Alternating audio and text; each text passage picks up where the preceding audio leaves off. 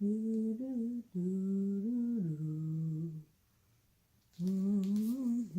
all you readers, writers, and potential Harry Potter fans out there. Today I want to talk about the hero's journey. To talk about the hero's journey, we're going to use Harry Potter and the Sorcerer's Stone.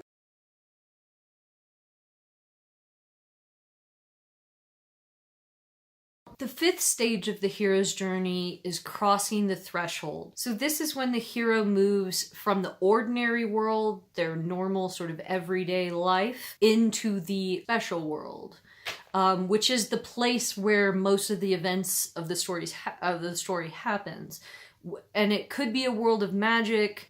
In some stories, it's the literal crossing into some sort of portal to go into another world. Or it may just be into a more dangerous place, usually that the hero has not gone before. That's usually a component of, in the hero's journey with the special world. The special world is usually somewhere the hero has not been, right? So it's new to them, and that newness is a sort of big part of the experience. So in the crossing of the threshold stage, this is when the hero commits to the adventure that they're going to undertake. The crossing the threshold is kind of interesting for Harry Potter and the Sorcerer's Stone, and as you do more research on the hero's journey, you'll probably notice that when you try and look at the stages of the hero's journey onto a book or a movie, they don't always fit exactly, and we'll see this a couple of times here. But one of the ways that you could argue that there's a bit of a mix-up or whatever, crossing the threshold could be when Harry goes through the wall into Diagon Alley. That's one instance of crossing the threshold. Harry goes from the ordinary world into the special world, into the magical world, into the world of witches and wizards. And he goes and gets his supplies. He goes back into the ordinary world, and then a few days later, he crosses back into the special world through the platform 9 3/4, which is in chapter 6. You could say that he crosses the threshold into Diagon Alley or onto the Hogwarts Express on the platform of 9 3/4. Both of them actually involve going through a literal threshold barrier. So it's kind of up to you, but you can see that whether you count it as the first one or the second one, they're only a chapter apart. They're pretty close together, and they both involve the hero kind of pushing forward into the unknown. You might argue that the bigger instance of crossing the threshold is when Harry goes into the platform 9 3/4, because then he's actually going away to school, he's kind of going off on his own, and he doesn't have the mentor figure with him anymore. But, you could also argue that in chapter 7 in the Sorting Hat, when Harry and the other first years get sorted, that this is a sort of also another crossing the threshold, because they also cross the lake, they go into the castle, they get sorted by the hat, they enter this magical school. So they're really, like, if you want to look at it, there are almost like 3 or 4 different thresholds that are crossed that kind of lead into an even more fantastical world or situation that is completely new to Harry. The 6th stage of the hero's journey is called Tests, Allies, and Enemies. This is actually the stage that I think could cause a writer the most trouble if they're trying to use the hero's journey alone to plot a book. Why? Because this stage could be a good half of your book. Literally 50% of your book could be tests, allies, and enemies. Or it might be 40%, but it's probably more than 30 or 40%. It's probably a good chunk. Because you could say that everything else coming up to this point has been roughly the first act, or about the first third or so, or less than a third of your book. Maybe the first 20 to 25% of your book. And from here on, in the Test, Allies, and Enemies section, this is basically everything that sort of leads up, getting close to the climax of your book, or where the tension increases the most. In Harry Potter and the Sorcerer's Stone, Test, Allies, and Enemies goes from the Potions Master, to the Midnight Duel, to Halloween, to Quidditch, to the Mirror of Erised, to Nicholas Flamel, Norbert the Norwegian Ridgeback, a favorite because dragons, to the Forbidden Forest. So this one stage of the hero's journey, one stage, covers 8 chapters. 8 chapters out of, there are only 17 chapters in the books and 8 chapters, so that's like roughly half of the book, little less than half of the book or so. Almost half of the book is just one of these stages. Really, really keep in mind that the hero's journey is not some sort of foolproof book outline mapping device for when you're writing your own novel. because you will really run into a snag when you're trying to write your second act, the whole middle of your book, because you'll just end up writing a bunch of stuff happening that doesn't really matter because you're just trying to get from the one stage to the other. In the test, allies, and enemies stage, it kind of is what it sounds like. The hero goes through various tests. They probably go through try and fail cycles where they sort of try to do something that is going to help them on their quest. They probably fail at it. They maybe try a new strategy. They fail at that. Or the circumstances changes so they're not able to succeed in the way they thought.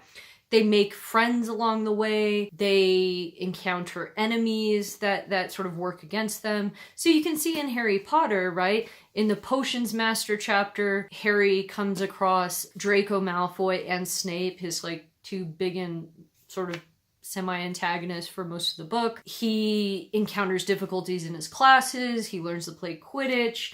He, at first, is sort of testy with Hermione, but then they become friends. Him and Ron are already friends. They kind of keep pushing the boundaries of what they can do. They try to solve the mystery of what's being hidden in the castle. They go out at night. You know, they get caught after hours. They use the invisibility cloak. So there's a lot of things that happen in this one stage of the book. If you were going to try to use the hero's journey to map out your book, it's probably the most helpful to use it for the first third and the last third. In the middle part, you're probably going to have to rely on a different type of outlining or structure technique, because this one is not going to give you a lot of specifics. But if you want to, you can look at chapters 8 to 15 in Harry Potter, and you can kind of see of Harry Potter and the Sorcerer's Stone, because you can see how the mystery, they keep learning more and more clues about the mystery. There are more friendships made. The conflict with Harry's sort of antagonists and his enemies increases. He learns more about the world, and there's more of a sense of wonder about everything. So you can see that there's a lot happening in this one stage. And so the hero's journey kind of brush it under the table a little bit. So keep that in mind. The 7th stage of the hero's journey is called Approach to the Inmost Cave. So you might generally, this one comes when the hero is sort of entering the sort of the deepest center of the mystery of the adventure. They're trying to maybe seek what was taken from them. They're trying to get to the heart of what the story is and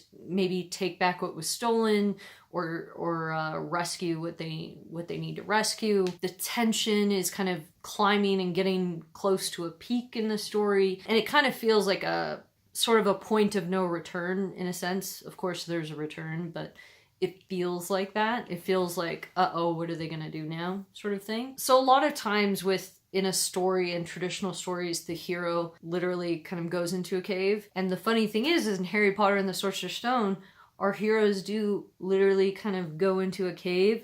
So they go through the trap door in chapter 16. So they go past Fluffy, the three-headed dog, and they go down, down, down, and they kind of keep going down in the castle. So there's this approach to the Inmost Cave, and it's kind of more literal than some other stories are with the Inmost Cave part. This part of the story is kind of often telling us that we're getting into the third act of the story. If we're looking at it in a sort of 3-act format, we're getting very close to the climax of the piece, and this is usually kind of in the last third or so of the book. The last several stages of the hero's journey are probably a little tricky to talk about with Harry Potter and the Sorcerer's Stone, because in my opinion, all of the last 5 stages happen in one chapter. Now it's kind of a long chapter, but still one chapter. But this isn't a very long book. So Harry Potter and the Sorcerer's Stone, I think, is around 77,000 words. So, it's a middle grade fantasy technically, but that's still like sort of short-ish. So in chapter 17, The Man with Two Faces, the 8th stage is called the Supreme Ordeal. So it's kind of like the greatest challenge that the hero is going to face. Harry, previously in the approach to the Inmost Cave, Harry went past the three-headed dog, which they had to figure out how to get past him with music. There was the troll. I might not be doing this in order, by the way. The troll, the chessboard, the flying keys, and then the potions. And eventually Harry enters into the room that has the Mirror of Erised, where the Sorcerer's Stone is supposed to be, and he's by himself because, you know, Hermione, you know what happened. Hermione and Ron are back there. Harry is now sort of the only thing that stands between Voldemort, he must not be named, and the Sorcerer's Stone. And so he has to figure out how he's going to win. So this is his sort of supreme challenge. How is he going to come out of this not only alive, but to keep Voldemort from returning from the dead? If you want to find out what happens next, stay tuned. Thanks for tuning in, and stick around, more videos to come, and I hope you learned something, and let me know what you thought about Harry Potter, if you've ever analyzed the hero's journey, or if you have any more thoughts about this topic or ideas for videos in the future, let me know, and I'll see you guys next time. Bye. Do, do, do, do, do, do, do, do.